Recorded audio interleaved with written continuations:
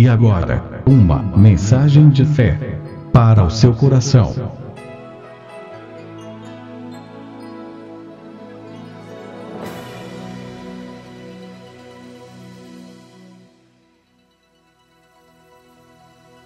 Todo mundo junto, 1, 2, 3 e... Deseja que todos os homens sejam salvos, cheguem ao conhecimento da verdade.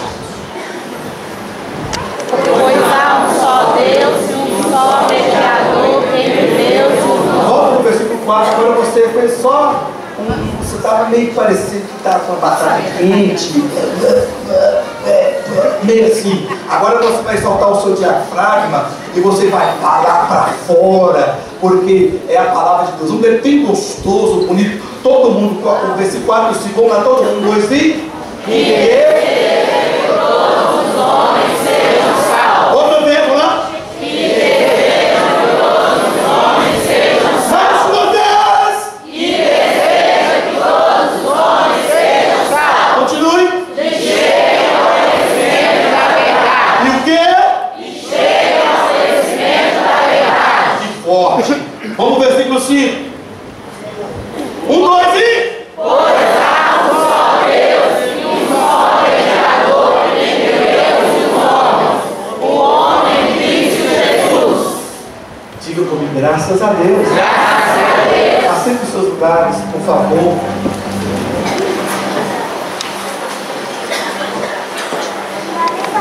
Queridos, prestem atenção agora, se conhecendo de Jesus também. Nós sabemos, precisamos aprender e entender o propósito de Deus desde o começo da criação. Deus, Ele criou. Lá no início, quando Deus criou o homem, o propósito de Deus foi para que o homem pudesse viver em louvor e adoração a Ele. Porque tudo quando se cria, irmãos, olhe para meus olhos, preste atenção. Tudo que se cria com um propósito. Então você tem que saber para que você foi criado. Nada existe por acaso ou por existir. Tudo tem uma função. Já falei muito sobre isso. Esse microfone tem uma função, esse porta-vida tem uma função, a guitarra tem uma função, a caixa tem uma função, o banco tem uma função, o teto tem uma função, a parede tem uma função, a janela tem uma função, a porta. Enfim, tudo foi criado com um propósito. Tudo foi criado para cumprir um propósito. Para participar do peito, inclusive eu. Mas eu fui criado para cumprir um propósito. Você decorou? Vamos lá então? Agora eu pergunto e você responde para o seu coração. Eu pergunto e você responde. Você sabe para que você foi criado? Para que você foi criado? Deu uma missão, né? Só pensamento. Para que você foi criado? Para cumprir a missão. Só em pensamento. Só em pensamento. Para que você foi criado? Você entende o propósito da sua criação? Você sabe? Porque senão você perde o sentido. Então Deus criou você, criou o homem com um propósito. E o propósito de Deus era que o homem vivesse em louvor, em adoração a Ele, e vivesse em intimidade, em comunhão, em santidade. Deus criou o homem com um propósito. Deus, quando criou o homem e colocou no jardim do Éden, Deus deu tudo para o homem. Deus deu tudo para o homem quando Ele criou. Tudo. O que Deus deu para o homem? Tudo. Mais forte. Tudo. Deus deu? Tudo. Deus deu tudo para o homem. Quando Deus criou o homem, Ele deu tudo para o homem quando ele foi criado ali no paraíso. Mas Deus, então, ali no livro de Gênesis, no capítulo 2, mostra como foi que Deus agiu em relação ao homem. Gênesis capítulo 2, no versículo 16, está escrito assim, vamos lá. Gênesis 2, 16. O Senhor... Pera um tiquinho só, tá bom ou tá ruim? Tá ruim ou tá bom?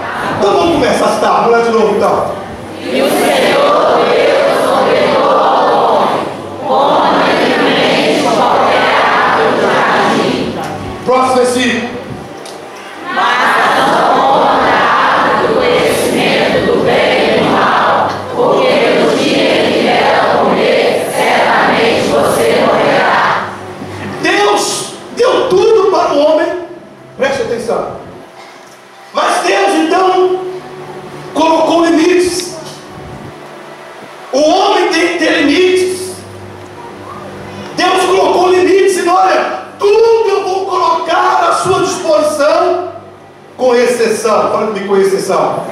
Fala comigo, tudo, mais forte. Tem limite. Então, querido, quando o homem ultrapassa o limite, ele cai no erro. Qualquer tipo de limite que você ultrapassa, você está infringindo algum tipo de lei. Então todos nós temos que estar vivendo dentro do limite estabelecido. E Deus então estabeleceu o limite. Olha, Adão, coma de tudo, todas as árvores do jardim, desfruta de tudo que eu fiz de maravilhoso, mas com exceção, exceto a árvore do conhecimento do bem e do mal. Naquele momento Deus estava criando um limite. Deus estava dizendo: você vai até um certo ponto, daqui para lá você não pode mais ir. Deus estabeleceu então ali o limite para o homem. Queridos, Deus deu para o homem algo muito poderoso e ao mesmo tempo muito perigoso. O que Deus deu para o homem? Esse microfone está abafado. O que Deus deu para o homem, irmãos? Que é perigoso, é poderoso e ao mesmo tempo perigoso. Fala com esse livre-arbítrio. Você não falou direito. Irmãos, olhem para mim. Livre-arbítrio é algo muito poderoso que Deus colocou na mão do homem. Mas ao mesmo tempo é poderoso, mas ao mesmo tempo perigoso. O livre-arbítrio, olhe para mim, ele te dá o que, queridos? O livre-arbítrio, ele te dá liberdade. O livre-arbítrio te dá total liberdade de fazer o que você quiser. Olha para mim. O livre-arbítrio te dá liberdade para você ir e vir, para você fazer o que você bem interessado. Isso quer dizer, o livre-arbítrio dá para o homem liberdade. E Deus colocou isso na vida do homem. Deus deu liberdade, livre-arbítrio, para ver se o homem usaria corretamente essa liberdade. Deus deu ao homem o livre-arbítrio para ver se o homem usaria o livre-arbítrio de forma correta. Usaria essa liberdade de forma correta. Mas por causa da liberdade, tem muita gente no centro de recuperação porque não consegue parar de cheirar o pó. É viciado no crack, é viciado na cocaína, na heroína, está no tráfico. Por causa do livre-arbítrio, existem muitas pessoas que poderiam estar vivas, mas estão debaixo da terra. Por causa do livre-arbítrio, muitas pessoas podem estar vivendo no meio da sociedade, mas está encarcerada, está dentro de uma cadeia. Por quê? Usou o seu livre-arbítrio de forma errada. O livre-arbítrio tem destruído muitas pessoas. Essa liberdade que Deus deu para o homem não tem sabido usar essa liberdade. Tem usado, tem feito uso da liberdade de forma errada. E quando você não sabe usar essa liberdade, ela foi te dada para ser bênção, mas ela tem se tornado maldição na vida de muitas pessoas, porque as pessoas não têm sabido como usar a liberdade que Deus tem dado. Por isso muitas pessoas estão presas, muitas pessoas estão mortas, muitas pessoas estão em centros de recuperação, porque por não ter sabido usar a liberdade. Deus colocou a árvore no meio do jardim do Éden para testificar a fidelidade, a obediência. Aquela árvore era o limite de toda a árvore do jardim que você pode comer. Mas existe uma exceção, existe um limite. O limite da árvore do conhecimento do bem e do mal você não come. Porque no dia que você comer, certamente você vai morrer. Olha para mim. Mas Deus não impediu que o homem comesse. Preste atenção. Preste atenção. Deus não impediu que o homem comesse daquela árvore. Por quê? Porque ao criar o homem, foi dado a liberdade. Ao criar o homem, Deus deu para ele algo muito poderoso, que chama livre-arbítrio. Ele passou do limite. Ele foi além do permitido. Ele usou o livre-arbítrio dele. Ele usou a liberdade que ele tinha para fazer o que dá no nariz. Eu quero matar, eu mato mesmo. Eu quero cheirar um pó, eu cheiro meu. Nariz é meu. Eu quero fazer um assalto, eu faço o meu. Eu quero pegar a mulher, eu quero adulterar, eu adultero. Eu faço o que eu quero, eu sou livre. Eu sou dono do meu nariz. Eu vou onde eu quero, ninguém manda em mim. É assim que os caras saem quebrando a cara. Saem se regaçando todo, destruindo a sua vida, porque tem feito mau uso. Tem feito mau uso da liberdade, do livre-arbítrio que Deus lhe deu. Quem está entendendo, diga amém, Jesus? Amém. Quem está entendendo, eu estou entendendo. Amém. Mau uso da liberdade que Deus lhe deu. E por isso, querido, a vida de muitas pessoas tem sido destruída. A vida de muitas pessoas tem sido amaldiçoada. E foi exatamente isso que aconteceu com Adão e Eva. Exatamente isso que aconteceu com Adão. Quebrou os protocolos, avançou o limite. Ele usou a liberdade para ir além do que ele devia. Ele não respeitou, ele não acatou, ele não submeteu às ordens de Deus. Ele foi além daquilo que ele tinha que ir, ou que ele devia, ou que podia ir. Adão usou a liberdade dele. Adão fez mau uso da liberdade dele e comeu da árvore que Deus havia dito: olha, Adão, não coma dessa árvore, porque no dia que você comer desta árvore, você vai morrer. Ele passou dos limites, porque ele usou a sua liberdade de forma errada.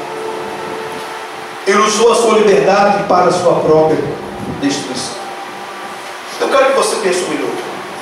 Talvez você seja essa pessoa, ou talvez você conheça alguém, ou na família, ou amigos, alguém que tem usado a liberdade, e a liberdade tem destruído a vida dela.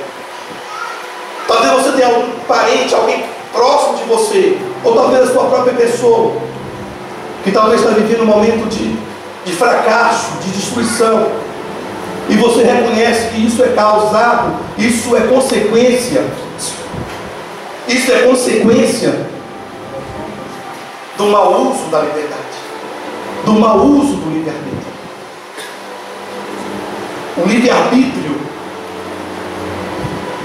desgraçou a vida de Adão. O livre-arbítrio arrebentou com Adão. O livre-arbítrio acabou com ele e com sua família. O livre-arbítrio, a liberdade, destruiu a vida de Adão, porque ele usou a sua liberdade para a sua própria destruição, para o seu próprio fracasso. Deus havia dito para ele: olhe para mim, queridos, Deus não tem duas verdades. Fala comigo: Deus só tem uma palavra. Deus só tem uma palavra. Para mim, se Deus falou, para mais forte, se Deus falou, está falado. Vamos de novo? Deus só tem uma palavra. Deus disse: Adão, não use a sua liberdade para o mal, para pecar. Não coma da árvore do conhecimento do bem e do mal, porque no dia que você comer, com certeza, certamente você morrerá. Morte significa separação. Isso que quer dizer morte. Quando o espírito deslocou do corpo, essa separação, corpo e espírito, chama-se morte. A palavra morte significa separação. Quando Deus disse: você morrerá, vai haver uma separação. Porque até então Adão tinha uma vida de comunhão, de sensibilidade. Adão tinha uma vida de intimidade com Deus, de forma suprema, de forma íntima, de forma gloriosa. Deus falava, Adão ouvia. Adão falava, Deus ouvia. Havia uma integração, um relacionamento entre Adão e Eva, entre Adão e Deus. Havia intimidade entre Adão e Deus. Deus disse a Adão: no dia que você comer, vai acabar a nossa intimidade. Vai haver uma separação entre a gente. No dia que você comer, você vai morrer. Vai haver separação. Não vai ter como mais andarmos juntos. Porque quando você comer, você vai estar entrando no processo de pecado. Quando você comer, você vai estar entrando no processo de pecado. E se você comer, vai haver separação entre mim e você.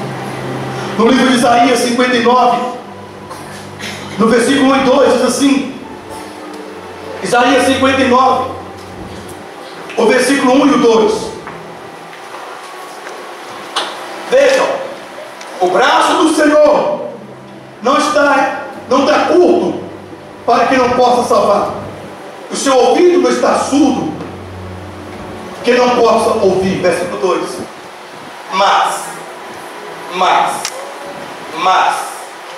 Mas existe algo nesse versículo. O versículo começa dizendo: mas as suas maldades. Em outra tradução, os seus pecados. Em outra tradução, as suas iniquidades. Mas as suas maldades separam vocês do seu Deus.